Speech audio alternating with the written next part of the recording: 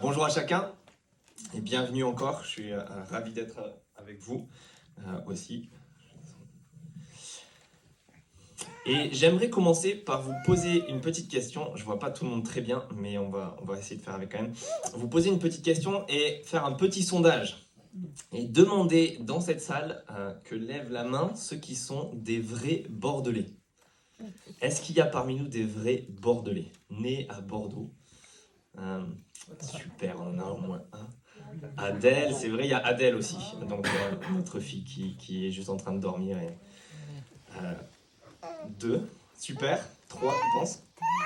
Qui, dans cette salle, a au moins des origines étrangères?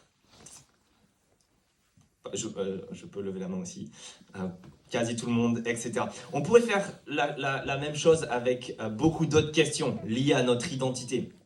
Qui sont les hommes, les femmes dans cette salle? Qui, je ne voudrais pas vous gêner, mais qui a plus de 30 ans, moins de 30 ans? Je prends la barbasse pour pas gêner personne. Mais tout ça pour aussi que l'on se rende compte que bien souvent, notre identité, une grande partie de notre identité, façonne et détermine notre style de vie, détermine nos activités, détermine notre accent, détermine notre façon de manger, notre façon de nous habiller, notre culture, notre façon de vivre. Et ce que l'on va voir avec Jacques dans ce que nous a lu Will à l'instant, c'est qu'on va voir deux styles de vie complètement différents. Complètement différents. Et ça commence, ce qu'on va voir, c'est que ça commence avec deux naissances différentes pour deux styles de vie différents. Mais Jacques, il veut que l'on vive la bonne vie en quelque sorte. Il nous montre qu'on a le choix entre deux vies, entre deux styles de vie, et il veut qu'on choisisse la bonne. Si vous regardez dans le texte qu'on a, le tout début, vous avez vu « Heureux l'homme ». Heureux l'homme, et puis il recevra la couronne de la vie. Ça, c'est ce que nous dit Jacques. Et puis au verset 25, presque à la fin, vous regardez et il nous dit la même chose. Celui-là sera heureux dans son activité. Heureux l'homme. Il recevra la couronne de la vie. Celui-là sera heureux dans son activité. Donc Jacques nous présente deux vies radicalement opposées, très différentes, mais il veut nous inviter à la bonne, à la vraie vie, celle qui peut nous rendre heureux, celle qui a le pouvoir de produire en nous la vie, la vraie qu'on recherche, l'épanouissement, ce qu'on a toujours rêvé, ou ce qu'on désire le plus profondément au fond de nous sans vraiment toujours le savoir. Donc je vous propose de se lancer et de regarder ces deux vies complètement différentes, et on commence avec les deux mises au monde, les deux naissances différentes. Donc vous avez vu, on commence avec ce verset 12, là où on avait terminé la dernière fois, si vous étiez avec nous. Heureux l'homme qui tient bon face à la tentation, car après avoir fait ses preuves, il recevra la couronne de la vie que le Seigneur a promise à ceux qui l'aiment. On commence là où on avait fini, parce qu'on parle de quelqu'un qui tient bon. On avait vu que les épreuves de la vie produisaient la persévérance. Les épreuves, qui est le même mot en fait ici que tentation, qui peut avoir un peu qui peut avoir les deux significations. Les épreuves de la vie, les tentations que l'on rencontre. Il y a des gens, on est appelé à tenir bon, à faire ses preuves. Jacques est en train de nous présenter la vie que l'on vit comme une grande épreuve, un grand test avec toutes les circonstances que l'on vit, tout ce que l'on rencontre. Plusieurs, même dans cette salle, sont en train de vivre des examens dans leurs études, des examens de fin d'année, parfois des examens blancs, des épreuves. Certains finissent des périodes d'essai au travail. Voilà ce qu'est cette vie, nous dit Jacques. Voilà ce qu'est cette vie, une grande épreuve, un grand test en quelque sorte. Et la récompense? Pas un diplôme, pas un CDI, pas un travail. Non, la couronne de la vie. La couronne de la vie. C'est ce qu'on va voir, c'est cette mise au monde de la vie. Cette vie qu'on aimerait tous, la vie épanouissante, la vraie, dans un environnement parfait. Le problème, c'est que cette vie donc est promise à ceux qui réussissent l'épreuve. Et vous savez ce qu'on a tous tendance à faire, bien souvent, même si on a du mal à l'admettre.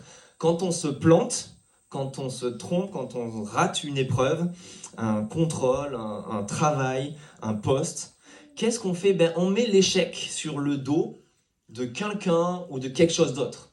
On met l'échec, nos erreurs parfois, sur le dos des circonstances, ou alors de quelqu'un d'autre. On trouve des excuses, on trouve aussi parfois un bouc émissaire. Et malheureusement, c'est ce que l'on fait tellement souvent avec Dieu. Regardez le verset suivant, vous avez vu, verset 13, c'est ce que l'on fait avec Dieu. On trouve un bouc émissaire que personne, nous dit Jacques, lorsqu'il est tenté, ne dise « c'est Dieu qui me tente ». Vous avez vu ça? Et Jacques, les amis, je suis ravi de faire ce livre de Jacques avec vous parce que Jacques a une doctrine de Dieu incroyable. Il a une connaissance de Dieu incroyable. Vous vous souvenez la dernière fois, Jacques nous a parlé de la simplicité de Dieu. La simplicité au contraire de la duplicité. Dieu est un. L'Éternel est un. Il est un dans le sens aussi qu'il est unique, mais aussi qu'il est uni. Il est entier. On ne peut pas le saucissonner, on ne peut pas le partager, comme Will l'a évoqué dans sa prière. Il est entier et uniquement tourné vers le bien, à tel point que ce Dieu qui est uni, entier, simple, vers le bien, et entièrement bon, n'a rien à voir, nous dit Jacques, et ne peut rien avoir avec le mal. C'est impossible juste à cause de qui il est. Vous avez vu, ce Dieu ne peut être tenté par le mal. Et il ne tente lui-même personne. Il ne peut être tenté par le mal, c'est impossible. Et donc c'est impossible aussi qu'il tente quelqu'un. Ça ne veut pas dire que ce Dieu n'a pas une connaissance ou une compréhension de ce qu'on vit, de nos tentations, du mal. Et d'ailleurs, c'est ce qui l'a fait de venir connaître tout ce que l'on vit en Jésus-Christ. Pas comme si c'était un Dieu naïf qui ne comprend rien et qui ne s'y attend pas. Mais c'est juste qu'il n'a rien à voir avec ça. C'est juste dans son être, dans sa personne. Vous savez un petit peu, je ne sais pas si vous avez vécu cela vous-même en étant enfant, ou si vous avez connu ça de la part de l'un de vos enfants ou d'enfants que vous connaissez, de revenir par exemple à la maison après un contrôle, ou faire une erreur dans un exercice à la maison avec l'un de vos parents, et de dire si, j'en suis sûr, si, c'est maîtresse qui l'a dit, c'est mon prof qui a dit ça, si, elle a bien dit qu'il y avait 8 jours dans la semaine. Si, je suis sûr que 20 c'est moins grand que 10. Ou que maîtresse a bien dit que c'est le soleil qui tourne autour de la terre. Ou des choses bien plus élaborées, d'accord? Les exemples sont un peu bêtes là. Mais vous avez peut-être vécu cette expérience et vous vous dites, non, elle n'a pas dit ça. Non, le prof ne peut pas avoir dit ça. Tu as sûrement mal compris. Mais lui n'a sûrement pas dit ça. L'erreur vient de ton côté, mais non pas de l'autre. Et c'est la même chose que nous dit Jacques avec le mal. Dieu n'a rien à voir avec ça. Impossible, à cause de qui il est, de son être entièrement bon. Et regardez le verset 14, donc. Chacun est tenté quand il est attiré et entraîné par ses propres désirs. Le problème se situe de notre côté. Et vous connaissez cette tendance qu'on peut avoir, qui est subtile, de mettre le mal sur le dos de Dieu. Dieu m'a dit que je devais divorcer. Ou que je devais me mettre avec une autre personne, telle autre personne, bien que je sois marié. Oui, on couche ensemble, on n'est pas encore mariés, mais ce sera bientôt le cas. Mais je suis en paix. Dieu m'a dit que, ou je suis en paix avec ça. Deux manières, pas toujours, deux manières, mais de parfois mettre un mal objectif sur le dos de Dieu. Si tu es en paix, ça ne veut pas dire que Dieu est forcément, nécessairement en paix avec ça. Ça veut dire que ta conscience est en paix. Si Dieu t'a dit, ce n'est pas nécessairement que Dieu t'a dit. Tes pensées t'ont dit, tu penses qu'il t'a dit. Alors oui, je voudrais juste dire avec ça, oui, la Bible nous enseigne que l'on doit suivre, en tant que chrétien même, on doit suivre sa conscience, on doit vivre selon sa conscience. Oui, on va le voir tout à l'heure, on a une loi en tant que chrétien, une loi intérieure inscrite sur notre cœur, l'esprit donné par Dieu à l'intérieur. Le problème avec notre conscience, c'est qu'elle est malléable, elle est flexible, elle a besoin d'être enseignée. Le problème avec nos pensées, c'est qu'elles sont subjectives et qu'on ne peut pas être objectivement sûr que ce sont celles de Dieu. Notre conscience a besoin d'être alignée avec celle de Dieu. Elle a besoin d'être enseignée. Nos pensées ont besoin d'être alignées avec celles de Dieu. Notre esprit a besoin d'être aligné avec celui de Dieu. Mais ce n'est pas nécessairement le cas, et ce n'est pas naturellement en tout cas le cas. Alors regardez à quoi ça donne naissance, nous dit Jacques, dans notre nature humaine naturelle.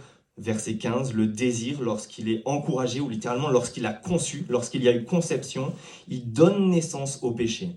Et le péché, parvenu à son plein développement, verset 15, sa pleine maturité, a pour fruit, ou encore littéralement, a pour engendrement, la mort. Autrement dit, Jacques est en train de nous présenter ici deux chaînes de conception et de naissance, de mise au monde. Nos propres désirs sont comme des séducteurs, des séductrices, qui nous entraînent dans une relation illicite. Et le problème, c'est que ça fait des bébés. On fait des bébés tout seul. Des bébés illicites. Ça donne naissance au péché. Voilà le mécanisme, nous dit Jacques, de comment a lieu le péché dans le monde et le péché dans nos vies. Mais il y a une deuxième mise au monde. Vous avez vu, le péché, à son tour, lui, conçoit, donne naissance, met au monde, finalement, vous avez vu quoi? La mort. Et ça, nous dit Jacques, s'il nous présente le mécanisme du péché qui a lieu dans nos vies, dans le monde, il nous parle aussi de cette conception, cette mise au monde de la mort à la fin. Ça, c'est le résultat final qui explique pourquoi nous sommes tous mortels et que nous allons tous vivre cette mort un jour, mais qui parle surtout dans la bouche de Jacques de la fin, lorsqu'aura lieu ce jugement final de Dieu. Et ça, c'est l'inverse de ce qu'on a vu au tout début, la couronne de la vie, vous vous souvenez? Il y a la couronne de la vie, ou la mise au monde de la mort. Ça, c'est le résultat final, après notre propre mort à tous. La couronne de la vie, ou cette mort qu'on aura mis au monde par une vie de péché, après notre propre mort, ou le retour final de Jésus-Christ.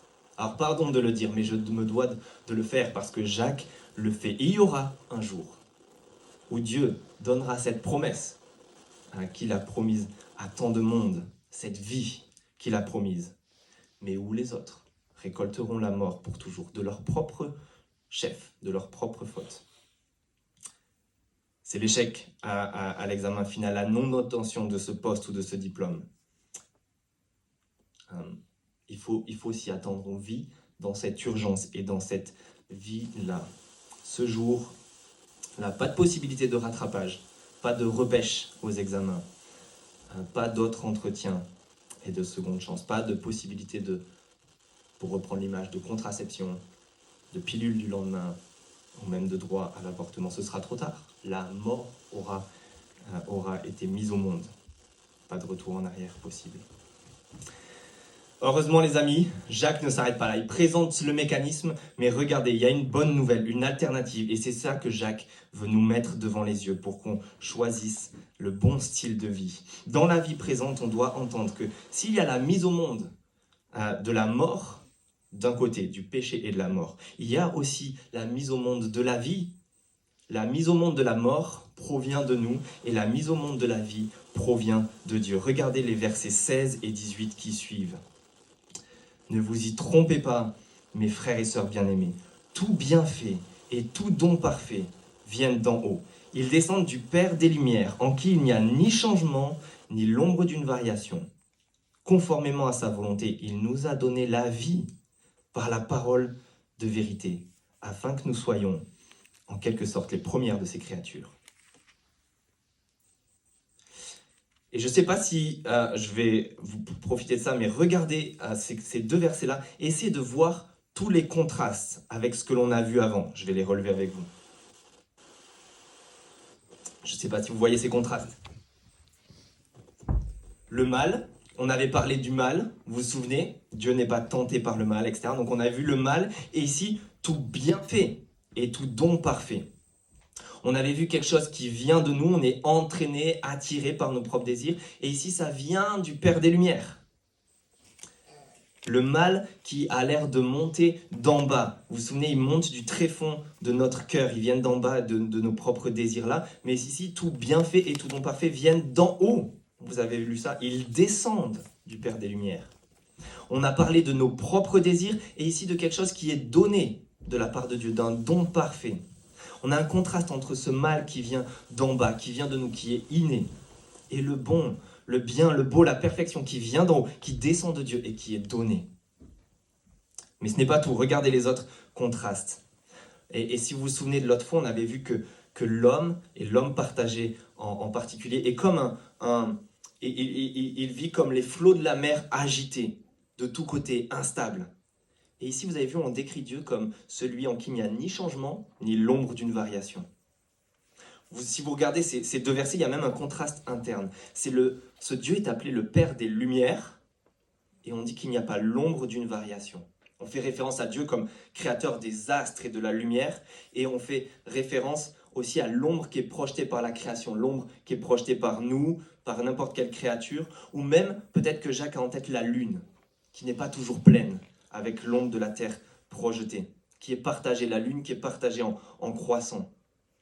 Jacques nous a déjà parlé de cette simplicité de Dieu. Il est entier, uni, pour donner. Ça, c'est son seul désir.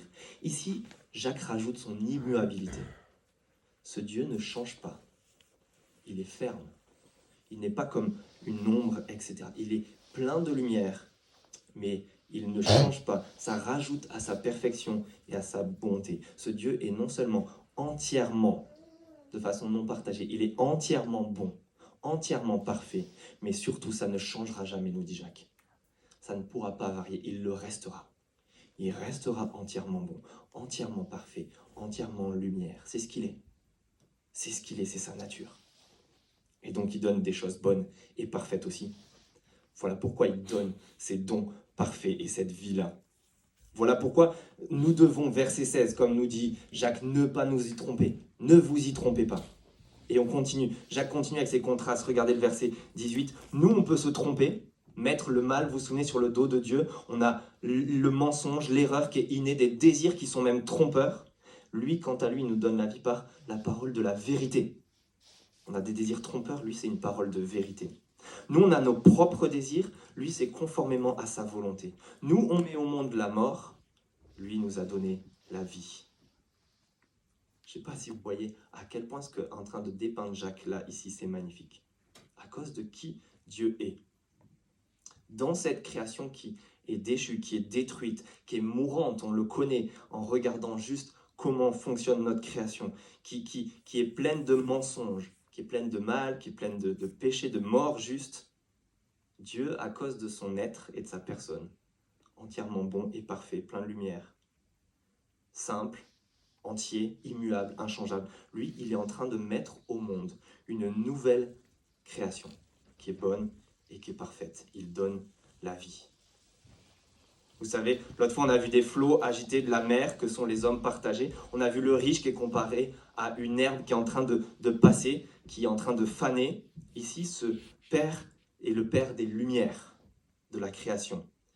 Entier et immuable, il donne la vie à de nouvelles créatures. Vous avez lu ça? Nous soyons en quelque sorte les premières de ces créatures, les prémices. Ça veut dire les premiers fruits, comparés aux premiers fruits d'un nouveau jardin que Dieu est en train de planter.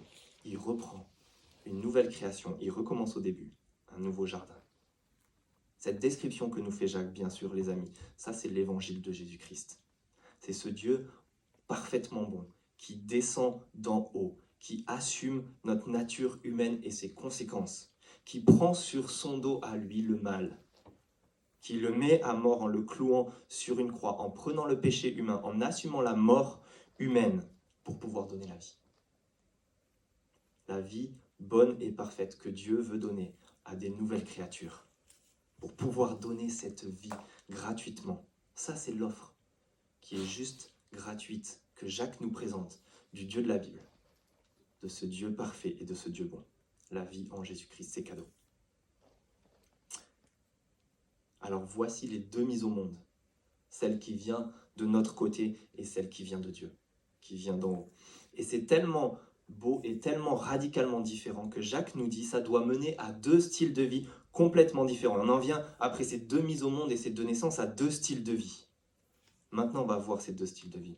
Parce que certaines caractéristiques, on le sait, viennent de notre naissance, notre ADN. Récemment, une maman de l'école a dit à mon épouse, en regardant notre deuxième fille, elle a dit « Celle-là, c'est ta photocopie ».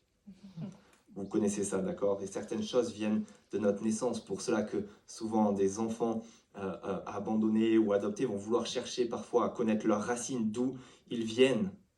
Parce que souvent, il nous faut des racines et des ailes, mais il nous faut des bonnes racines pour pouvoir avoir de bonnes ailes et nous envoler dans la vie. On a besoin de savoir d'où l'on vient pour savoir souvent où l'on va. Et Jacques veut que l'on sache ça. Il veut qu'on sache d'où l'on vient, cette naissance que l'on a pour savoir aussi où l'on va, comment vivre maintenant. C'est en connaissant notre identité qu'on pourra vivre la vie qui s'accorde avec ce que Dieu nous a donné. Et les chrétiens, donc l'Église, on en a parlé, Will nous en a parlé tout à l'heure, mais ce sont la famille. C'est rien de moins que la famille personnelle de ce Dieu parfait qu'on a vu. Vous avez vu ce Père des Lumières? Eh bien, il fait dans des chrétiens de son Église comme sa famille personnelle. Vous avez vu ça? Regardez verset 19 en continuant maintenant. Jacques dit, ainsi donc mes frères et sœurs, bien-aimés. Il y a un Père des Lumières et il y a sa famille, des frères et des sœurs qui sont ses enfants. Vous êtes la famille de Dieu. Si vous croyez, si vous êtes croyant en Jésus-Christ, vous êtes la famille de ce Père qui a donné une nouvelle vie dans cette création à sa famille.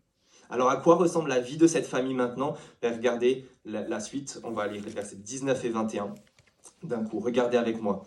Ainsi donc mes frères et sœurs bien-aimés, pardon, que chacun soit prompt à écouter, lent à parler, lent à se mettre en colère, car la colère de l'homme n'accomplit pas la justice de Dieu. C'est pourquoi rejetez toute souillure et tout débordement dû à la méchanceté, et accueillez avec douceur la parole qui a été plantée en vous et qui peut sauver votre âme. Vous avez vu, ce style de vie, encore une fois, est visible avec les contrastes. On écoute d'un côté où l'on parle. On doit être prompt d'un côté ou lent. Il y a de la colère de l'homme ou la douceur où on accueille. On doit rejeter et accueillir. Il y a un débordement de méchanceté, il y a quelque chose qui a été planté à l'intérieur. Il y a de la méchanceté où il y a de la justice. Il y a de la souillure finalement où il y a du salut. Jacques, en quelque sorte, veut faire ces contrastes parce qu'il nous donne comme le négatif d'une photo, vous savez. Il nous donne le négatif de la photo pour que la photographie puisse mieux ressortir. La photographie, c'est la foi, la vraie. Contrairement à la foi prétendue, la foi, la fausse. Vous vous souvenez que Jacques, on avait introduit ce livre. Jacques, dans tout son livre, ce qu'il veut, c'est nous appeler au perfectionnement de la foi, la vraie. La foi, la vraie qui se vit dans la vie, la vraie qu'on connaît tous avec ses épreuves, son lot de souffrances. Et cette foi, cette vraie, elle doit être mise en pratique. Et c'est pour ça que Jacques, ici, il introduit la plupart des thèmes qu'on va voir dans notre série, mais qui va développer plus longuement, en commençant par la parole. Vous avez vu? Prompt à écouter, lent à parler. Jacques commence par ça. Pourquoi? Parce que Jacques nous dit, si vous êtes sauvés par une parole, si ce Dieu a donné la vie par une parole de vérité, alors on devrait être tellement rapide à l'écouter. Si on a été même sauvé, on a été mis au monde par une parole, on devrait être tellement rapide à l'écouter. Mais les amis, je dois vous le dire, je pense que Jacques, il veut surtout qu'on apprenne à la boucler. Jacques, il veut qu'on apprenne à la boucler. Parce qu'il est en train de nous dire, on met si facilement au monde le péché de cette manière. La description qu'il nous a donnée avant, qui met au monde le péché. Nous dit Jacques, c'est si facile. Nous tous ici, nous sommes à peu près à 15 000 mots de moyenne par jour, pour certains plus encore. Ça veut dire qu'il y en a des occasions de dire des bêtises. Il y en a des occasions de dire du mal, de faire du mal, de blesser quelqu'un, juste dans une conversation, de critiquer ou de rabaisser derrière le dos, de calomnier, de manipuler, j'en passe. Il y a aussi beaucoup d'occasions avec nos paroles de trouver une excuse à ce que Jacques décrit ici, à notre colère. Oui, mais parfois, il y a des choses qu'il faut dire. Vous connaissez ça? Je ne pouvais pas laisser passer ça. Je sais, je me suis emporté, mais ça me fait sortir de mes gonds. Ouais, là, ça, c'est de sa faute aussi. Là, ça me fait péter un câble. Oui, mais tout de même, je suis quand même un parent, et c'est à moi qui est chargé de l'éducation. Il faut parfois bien remettre les points sur les i, etc. Et pousser son... Voilà, vous pouvez compléter la suite. Souvent, on prend les mots comme excuse pour laisser s'exprimer notre colère humaine et notre injustice humaine, nous dit Jacques. La colère de l'homme n'accomplit pas la justice de Dieu, nous dit-il. Mais je pense que Jacques, en disant aussi que chacun soit prompt à écouter, lent à parler, en ayant dit qu'on a la vie de Dieu qui vient au monde par une parole, par celle qui vient de Dieu, il est en train de nous dire qu'on devrait imaginer notre vie et nos journées, je pense, comme un long moment dans un canapé à discuter avec une personne qu'on aime. Pensez à ce moment où vous êtes avec un proche, avec quelqu'un qui vous est le plus proche, vous avez du temps, vous êtes dans un canapé ou un endroit vraiment sympa, et vous avez du temps juste pour discuter, pour papoter pendant des heures et des heures et des heures. Imaginez cette scène. Mais imaginez maintenant que vous vivez ça, vous êtes dans une discussion à deux, et vous ne faites que parler, et l'autre ne dit pas un mot. Que parler pendant des heures, l'autre n'en sort pas une. Et Jacques est en train, je pense, de nous dire, parfois c'est un peu ce que nous faisons avec Dieu lui-même. 15 000 mots à peu près par jour de notre part sur une journée, mais combien de mots est-ce qu'on écoute de sa part? J'aimerais vous demander combien de mots de la Bible est-ce que vous lisez par jour? Est-ce qu'on atteint ces 15 000 mots ou est-ce qu'on en est loin? Si on estime qu'on est en train, en ce moment même, d'écouter la parole de Dieu, alors sachez que cette prédication-là, ce temps qu'on a ensemble, c'est environ seulement 3-4 000 mots. D'accord? Et on est dimanche, c'est exceptionnel, à moins que vous écoutiez des prédications tous les jours. On est prompt, quoi, Jacques nous dit, soyez rapide à vouloir écouter Dieu et lent à parler vous-même. Parce que Jacques nous dit, on a trop tendance à faire l'inverse. On est rapide à parler tout au long de nos journées et lent à écouter Dieu. Mais Jacques, ce qu'il nous invite à faire en résumé, je pense, ici, c'est rejeter l'activité humaine, qui a trop souvent tendance au péché, et à contrario, accueillir l'activité divine, qui, elle, peut nous sauver. Vous avez vu, à la fin, c'est on rejette la souillure et on accueille le salut, qui peut sauver nos âmes. On rejette la souillure humaine, on accueille le salut divin. Entre parenthèses, Jacques, je pense, il serait parmi nous, il n'aurait aucun mal à dire à ceux qui prétendent accomplir une justice divine par des actes de violence, de barbarie, en l'imposant par la force, en punissant par le crime, que non seulement ces gens sont loin de connaître le vrai Dieu, que Jacques lui connaît, mais qui sont aussi également loin d'avoir la vraie foi. La colère de l'homme n'accomplit pas la justice de Dieu, nous dit Jacques.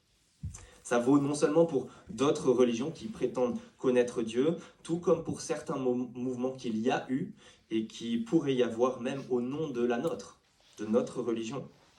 À l'époque de Jacques, c'était les Zélotes qui voulaient établir la religion par la force, qui voulaient la mettre au pouvoir par la violence. Dans l'histoire de l'Église, les guerres de religion, les croisades, Jacques condamne et dénonce cela sans scrupule, comme le faisait Jésus-Christ.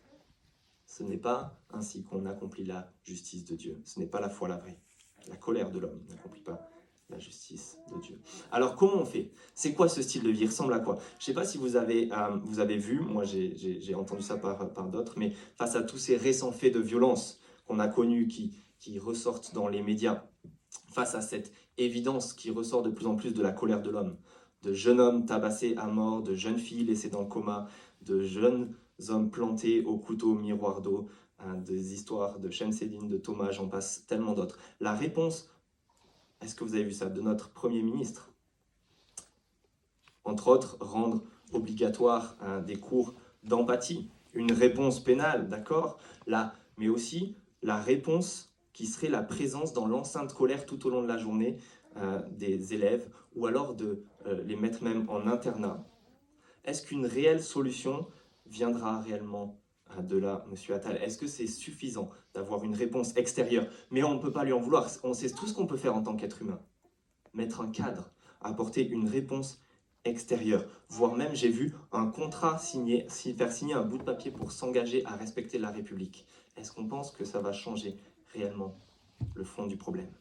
La position d'une signature sur un papier. Je crois que Jacques a bien mieux à nous proposer que quelque chose d'extérieur comme ça, qu'une signature sur un bout de papier extérieur qui ne change pas le fond. Regardez ce que Jacques a de bien plus profond à nous proposer, de plus interne comme changement, de plus profond. Accueillez avec douceur la parole qui a été plantée en vous et qui peut sauver votre âme. Jacques a bien évidemment en tête l'évangile de Jésus-Christ, cette parole de vérité qui donne la vie qu'on a vue. Mais il pense très certainement aussi à l'illustration de Jésus-Christ lui-même dans les évangiles, si vous avez lu ça, qui compare sa parole à une semence qui est plantée dans la terre, qui doit être plantée dans la bonne terre, la parabole du semeur. Jacques pense très certainement à ce nouveau peuple, les chrétiens qui viennent dire, qui sont les prémices, les premiers fruits de la terre, de ce nouveau jardin planté par Dieu. Ils sont ces nouveaux plants dans le jardin de Dieu. Mais Jacques pense aussi très certainement à ce que nous a lu Will tout à l'heure avant. cette promesse de Jérémie dans une alliance nouvelle où la parole de Dieu, nous dit Jérémie, sa loi ne serait plus seulement écrite sur des tables de pierre extérieures qu'on regarde juste avec les yeux, mais où cette loi allait être inscrite à l'intérieur, sur les tables d'un cœur, gravée là à l'intérieur, au plus profond du cœur de son peuple, de sorte que ça change leur style de vie. Ça change leur style de vie. Alors, qu'est-ce que Jacques nous... Voilà pourquoi aussi Jacques, quelques lignes plus loin d'ailleurs, si vous allez voir ça avec nous tout à l'heure, décrit cette parole comme étant la loi, la Torah, parfaite. La loi de liberté. Elle nous donne la liberté intérieure parce qu'elle a été plantée en nous. C'est comme un nouvel ADN que Dieu a mis à l'intérieur qui nous rend libres de la tyrannie humaine et qui nous transforme véritablement et profondément. Ce qui fait en même temps, les amis, que Jacques est en train de nous dire que notre cœur devient le centre d'un combat cosmique. Réellement. Il est en train de nous dire que le cœur devient le cœur d'un combat entre les puissances du bien et du mal, entre le Dieu, un combat entre le Dieu bon et parfait et les êtres humains mauvais, entre le bien divin qui a été planté en nous et le mal humain et même diabolique, nous dira Jacques dans quelques chapitres, qui vient de l'intérieur. Notre cœur est en plein cœur d'un combat cosmique entre la souillure humaine et le salut divin. Et il devient le cœur aussi de là où doit changer notre style de vie. Alors les amis, comment on gagne? C'est avec ça qu'on doit repartir. Comment on gagne ce combat sur notre cœur? C'est très simple. Regardez comment finit tout notre texte. Tous nos sens vont être mis à contribution. L'ouïe et la vue, on va voir ça rapidement. Regardez verset 22. Regardez comment notre ouïe est mis à contribution. Mettez en pratique la parole et ne vous contentez pas de l'écouter en vous trompant vous-même par de faux raisonnements. Jacques nous dit, les amis, en fait, on peut écouter deux choses véritablement. On peut soit réellement écouter la parole pour de vrai, et donc on va la mettre en pratique, soit on peut écouter plutôt nos propres raisonnements, trompeurs. Oui, je vois bien, mais ça c'était culturel, dans un autre contexte, notre société a évolué aujourd'hui. Il faut vivre avec son temps. Je comprends que ce n'est pas ce que la Bible dit, mais dans cette situation, je vois que du bien. Je ne vois pas comment ça pourrait être mauvais. Les amis, si vous me connaissez un peu, vous savez que je serai partisan d'une bonne compréhension de ce que la Bible dit même dans son contexte, avec rigueur. Mais attention parfois à ne pas nous tromper nous-mêmes et de perdre la bataille sur notre cœur quand on veut juste rejeter ce que Dieu est en train d'y dire. Regardez, notre ouïe est mis à contribution, mais aussi la vue. Regardez la suite, versets 23 et 25. Jusqu'à 25. En effet, si quelqu'un écoute la parole et ne la met pas en pratique, il ressemble à un homme qui regarde son visage dans un miroir et qui, après s'être observé, s'en va et oublie aussitôt comment il était. Mais celui qui a plongé les regards dans la loi parfaite, la loi de la liberté, et qui a persévéré, celui qui n'a pas oublié ce qu'il a entendu, mais qui se met au travail, celui-là sera heureux dans son activité. Alors les amis, je ne sais pas combien vous avez passé de temps devant le miroir ce matin. J'aimerais aussi faire un sondage avec des minutes, etc. Mais on n'a pas le temps pour ça. On peut le faire autour d'un café à la fin. Combien de temps vous avez passé à vous préparer ce matin? Jacques nous dit aussi que là, il y a deux manières de se regarder dans un miroir. Soit furtivement, soit attentivement. Imaginez-vous le matin, vous êtes mal réveillé, décoiffé, la tête complètement en vrac. Là, et puis vous vous levez, vous traversez, et puis vous jetez un œil dans un miroir. Bon, vous vous faites peur même, un peu. Et puis imaginez que vous voyez que ça ne va pas du tout, mais vous tracez votre chemin, et même vous continuez sans rien changer, vous allez travailler, vous avez vu que vous étiez encore en pyjama, ou voilà, pas habillé, vous allez travailler, vous sortez, vous changez strictement rien. Ça n'a pas de sens. Ça n'a pas de sens. À l'époque des Zooms, je me souviens, c'était frappant de voir à quel point il était plus tentant de se recoiffer, de se regarder.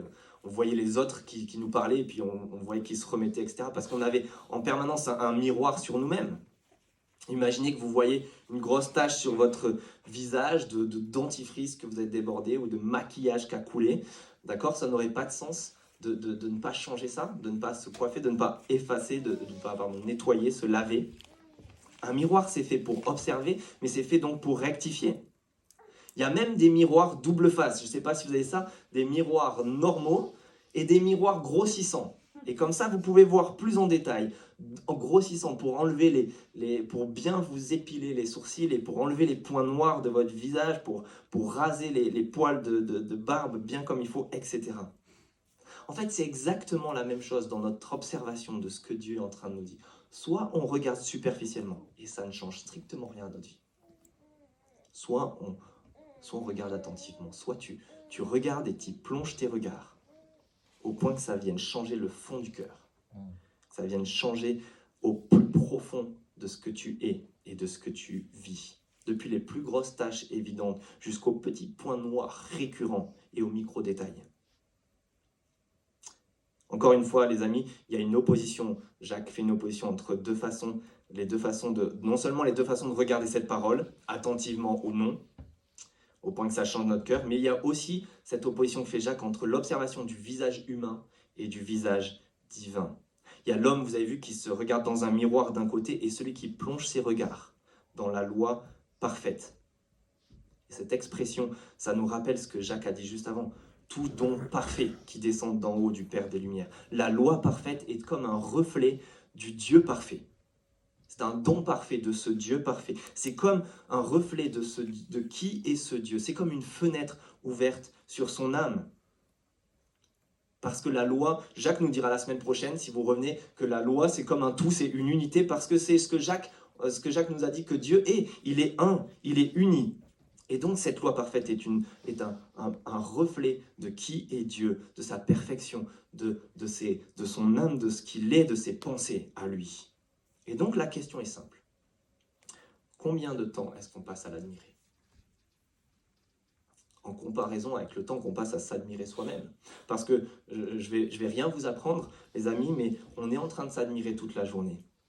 Nos propres pensées à nous, nos idées, notre discours interne, nos discussions avec nous-mêmes, nos débats intérieurs, nos raisonnements, nos idées, on les a en permanence. On discute avec soi toute la journée. Vous êtes en train de plonger vos regards sur vous-même et sur vos pensées et sur vos propres paroles tout le temps, même quand vous dormez, dans vos rêves.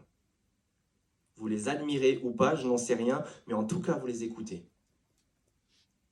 Mais les pensées de Dieu, de ce Dieu qu'on a parfait, éternel, bon, parfait et transcendant, ses paroles, ses décrets révélés, son discours à lui, son esprit, ses plans, son caractère révélé, à quel point est-ce qu'on est en train de s'en délecter, d'y plonger les regards et de vouloir l'admirer. Ça, c'est ce que fait Jacques. C'est pour ça qu'il connaît tellement bien ce Dieu.